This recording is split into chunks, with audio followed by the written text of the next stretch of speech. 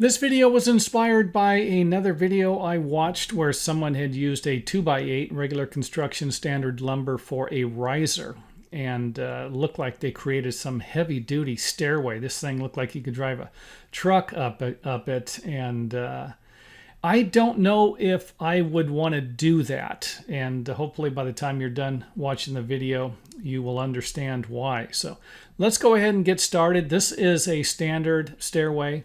I built a whole bunch of these, 3 stringers, 3-foot wide set of stairs, 3/4 inch plywood. And when I first started, we used 5/8 of an inch plywood. So let's go ahead and take the tread off, riser there, and take a look at it from the side. Everything's nice and straight, right? Lumber hasn't shrank, or if it has, you got lucky and everything hasn't moved. Now remember, plywood's probably not going to shrink or expand much, especially if it's not getting a lot of water. But lumber, conventional lumber, Douglas fir, it can shrink, and I've seen it happen quite often. When it does shrink, and you can put all the adhesive you want and glue on here, if it shrinks, it could actually separate. Depends on how much it would shrink.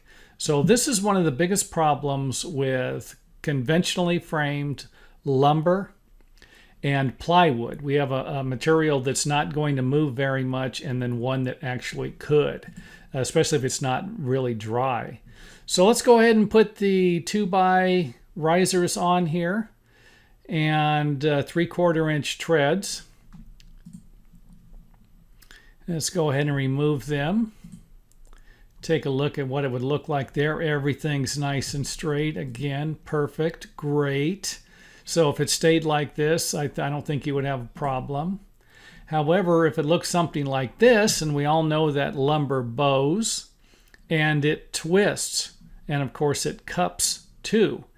And of course, with a combination of this material shrinking and this material shrinking, the stringers and the risers, you could end up with some wider variations. And of course, something like this could create a problem. This one here, if it shrank even more, this gap could be even taller. Now, if you glued and screwed and nailed all of this stuff together, would it do something like this?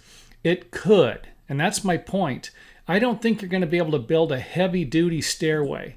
You're not going to be able to build some monster stairway that's not ever going to squeak. You're just going to be reducing the possibilities of them squeaking.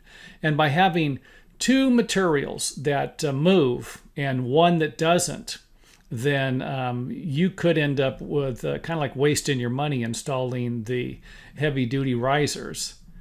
And of course, that's the main point here. If you are going to do something like this, you want to make a heavy-duty stairway, then why not just use 1 1/8 plywood for your risers and your treads?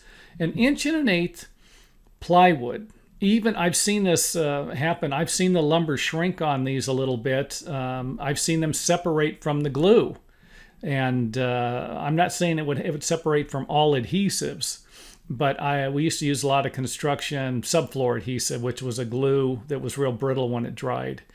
And, you know, what I'd be suggesting is that you glue the top of the riser, glue the stringers, top of the stringers, and then glue the back of the tread or the front of the riser down here at the bottom, and then install your tread and then simply nail it to the stringers. I don't think you would need to nail it to the plywood, because the plywood's, like I said, it's not going to move much, so not going to give you an opportunity to squeak there, but it could over here.